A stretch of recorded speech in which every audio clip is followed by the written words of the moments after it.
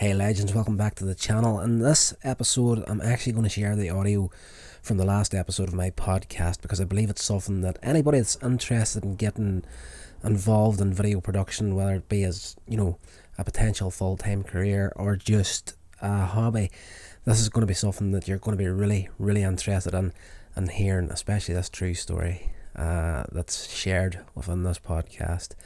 It's a very eye-opening thing that you're not going to actually learn yourself until it actually happens to you, and 9 times out of 10 we won't even see it coming. So sit down, chill out, relax. It's going to be a bit of a long one, but the true story that was within this podcast is worth waiting on. And just to give your eyes something of a visual treat while we're going through this, I'm going to share the visuals of my short film conclusions in the background. So if you're interested in seeing that in its full glory, go and check out coinsagemedia.com. The film is right there. So let's get into it.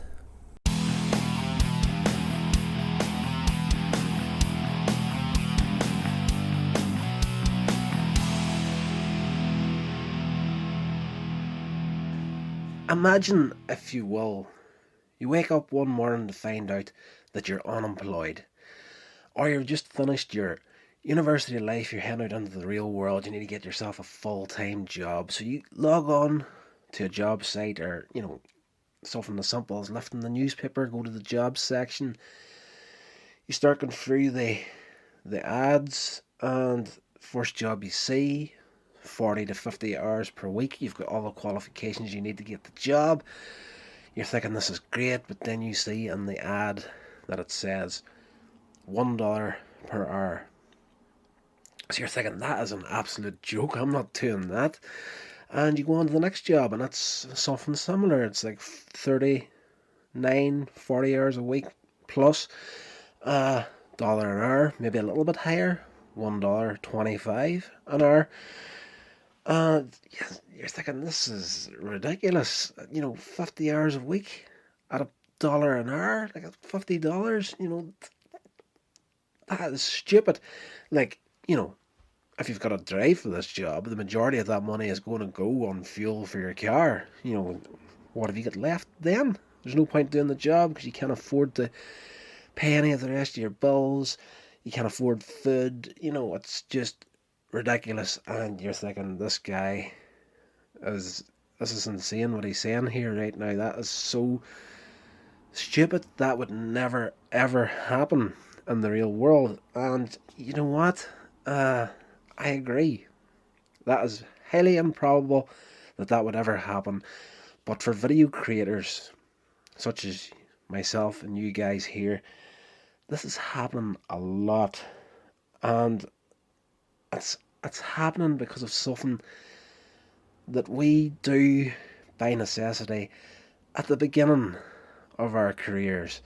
And it comes down to the fact that we do not know our value as creators, because we have a tendency starting out to work for free or very flippin' cheap. And that's something that I did at the start, and I'm sure it's something that a lot of you guys have either already done or will do in the coming weeks, months and years as you're stepping out and getting more experience in this thing. And as I say, it's something we have to do by necessity at the start. For myself, I was very insecure whenever I started making videos. What I wanted to do at the beginning was make wedding videos, and I didn't have the experience, the hands-on experience to do this sort of thing. I didn't go through the university system. The option for that, where I grew up at, didn't seem to be there. Like the media thing, just there was no such thing as a media course in my high school. And I don't recall ever hearing it at a university level at that stage. And even if it was there, I didn't have the brains or the cash to actually do that sort of thing. So what I had to do was I had to learn by doing whenever I started out. And that insecurity of stepping out into getting booked for doing wedding videos and thinking to myself, you know what, can I actually, it's one thing to get a booking, that's something completely different to actually film it, get it made, put out there. So a lot of the things that I did at the start, I did for absolutely free for, friends and family. And then whenever I did actually get some paying gigs, I had a tendency, as a lot of us do, to really, really undercharge, because we think that, if I charge less, I can get more work. And, that's all fine and well at the age of starting, I started thinking coming out of university and whatnot. And, it does seem like a good idea at the beginning. It's like, if I charge less, I can get more work. And a lot of guys that I have known in the past that have started out had a tendency to just charge enough money to cover their cost of what they needed at that stage. So like a lot of the guys were, pretty much still living at home. All they really needed money for was to get drunk at the weekends. That they literally would have went out and charged like £250, maybe £300 at the very most per job. And the downside to that line of thinking is you start to, you can see the mentality of it, thinking like if I charge less, I can get my name out there, which is true to a certain extent, but you're actually, doesn't matter how good you are at your craft, if you're charging that low a price, you're actually really advertising the fact that, you're going to work for cheap, and you're going to not just build a reputation of being very good at what you do, you're going to equally build a reputation of saying, this is how much money I'm charging, this is how cheap I am. Companies can get fantastic looking videos for a fraction of the price. And, just to give you a little perspective on that there, at the time of this recording, if you just do a Google search on how much can I charge for a promotional video at this point, it's like £2,000 or dollars per day. And like, people are charging, barely even the quarter of that money and building careers on it. And that is the source of the problem. And a lot of companies are getting smart to this fact, and they are really banking on the fact that you're going to be that insecure so that they can save a lot of money and getting you to work for cheap for them. And and people say, I work all the time, like I'm always booked solid for work because I'm not charging the same as somebody else. And I'm like, really, really think about it here, guys. Of course you're working all the time. You're barely charging a quarter of the money you should be charging. And you know what? That's not going to be sustainable in the long run. This is okay for you now, but what if, 2 or 3 years down the line, you get married, you have to get out and buy your own house, or you get your girlfriend pregnant, and that sort of money is no longer going to sustain you because you all of a sudden you're going to have the bills of a mortgage and a child and a wife and all that sort of stuff. And it's something that is going to be very difficult to change down the line. Now, I did say that companies are going to make the most of this fact, and I'm going to give you a little example of something that happened to me whenever I'd started out. I did some promotional work for a company completely for free, just for the experience of it, and it was all fine and well. But a couple of years down the line, like this was over probably like a 3-4 year period of doing work for this company, going away, doing other stuff, then coming back to them. And it was just a relationship where, I got myself into the routine of, if this company needed something, I would do it for free. And, like, I had never entertained the notion of really charging this company. But they were starting to expand.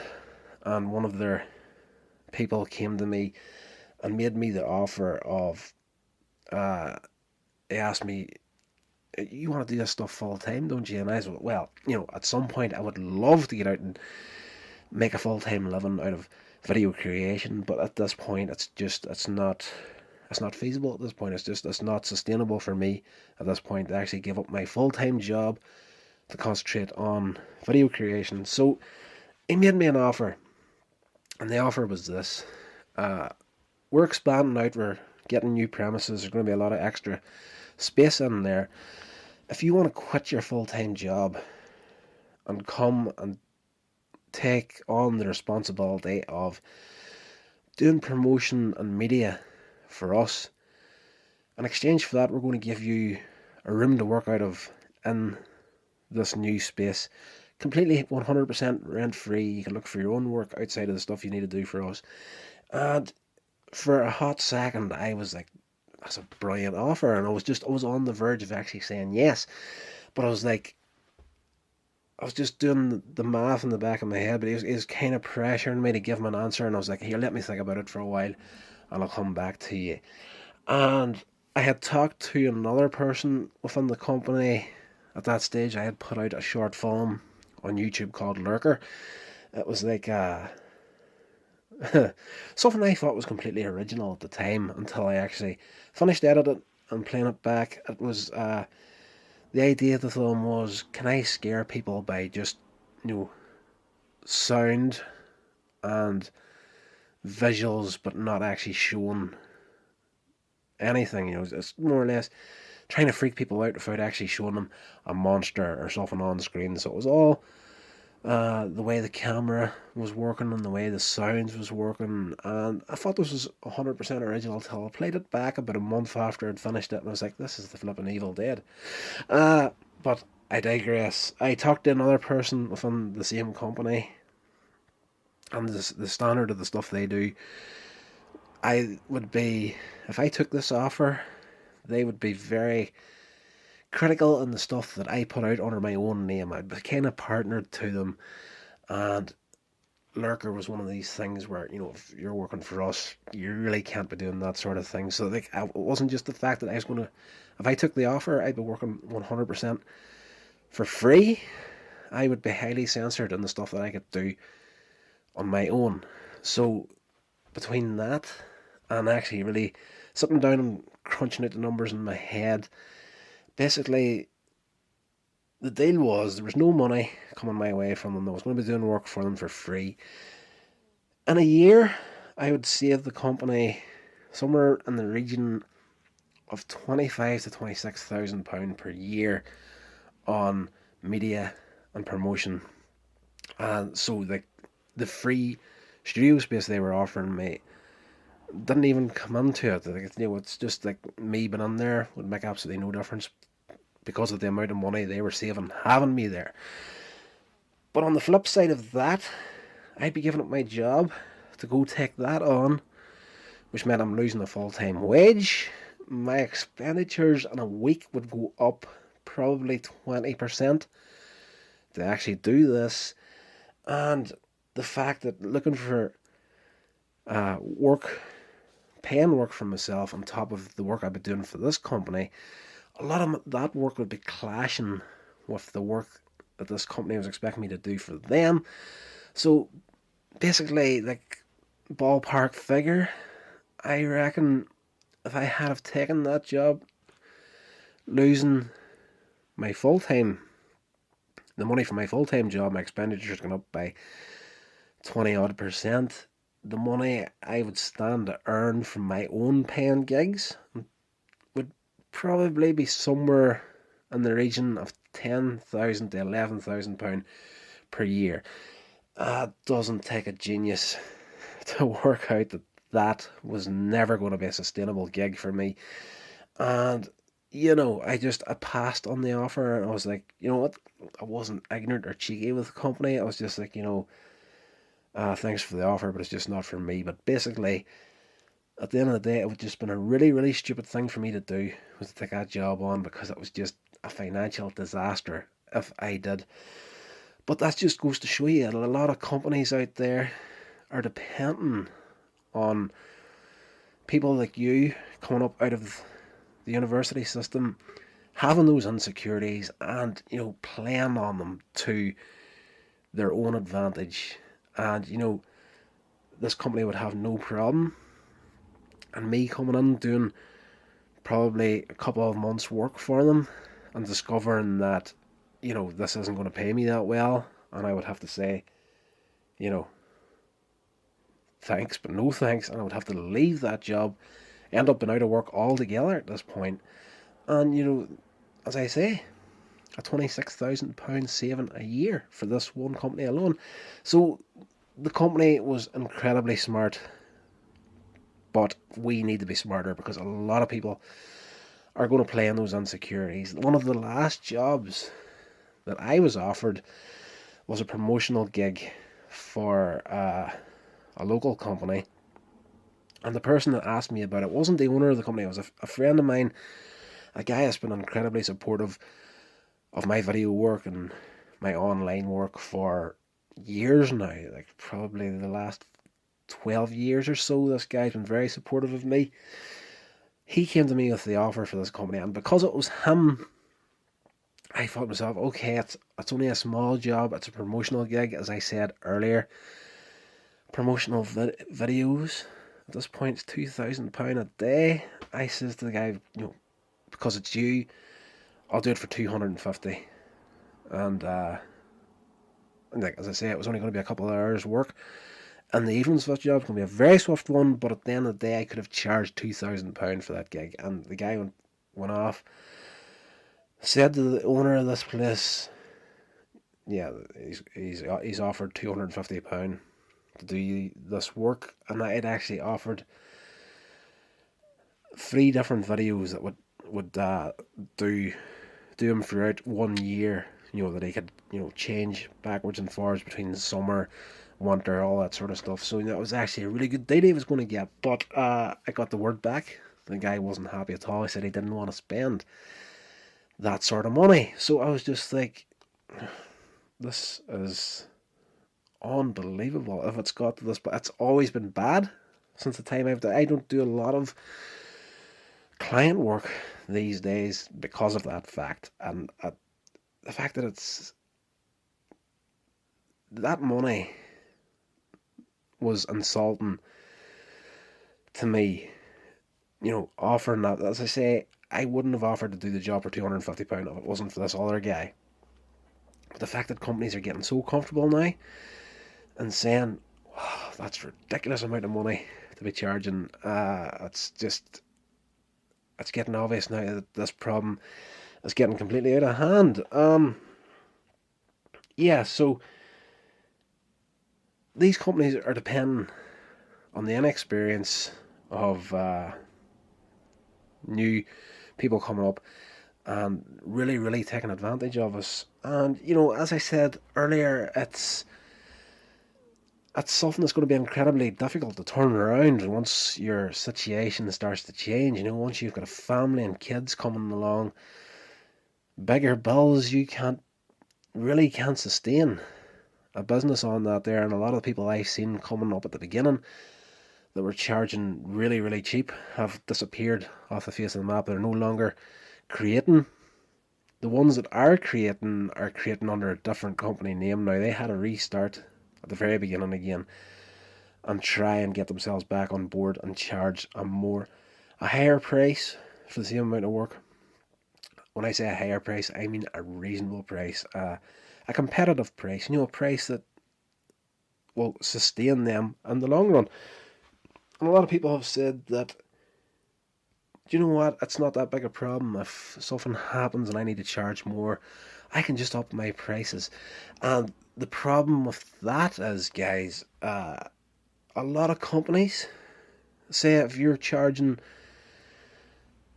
say somewhere between £300 to £500 per job, but you need to be making, say, £1,500 per job to make it sustainable, you can't make a price jump that quickly and hope to survive, because no company can really jump that high in their prices without actually sustaining a lot of damage along the way. Like, a lot of their supporters will jump off. People that's maybe been coming to you for years will just say, no, screw that there. I'm not going to get near this guy again. Like, he's taking the piss right now.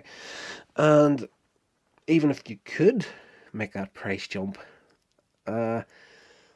chances are you won't survive it anyway, because whenever that time comes, there's going to be a fresh generation of people younger than you making the exact same mistakes that I've made in the past and you made in your past. They're making now, which means all these companies have got a fresh supply of younger people that are going to be charging less than you. So it's one of these problems that can only really be stopped at the source. And the only way we can do that, the only people that can make this change, are you guys that are starting into these careers fresh right now. You need to be fully aware of your value as a creator from the word go. And I know these insecurities are killers at the very beginning, and you're so tempted to work for free to get the experience. I'm not saying charge people through the nose. I'm saying charge a competitive price, a price that's going to be sustainable for you in the long run. Because, as I say, this next generation, guys, are going to be making the same mistake as us. So, it's down to you. Are you going to make the change and keep yourself in business? It's down to you guys. Thanks for listening. This has been a production of Coins Edge Media. Check out my social media links in the show notes. Thank you so much for listening.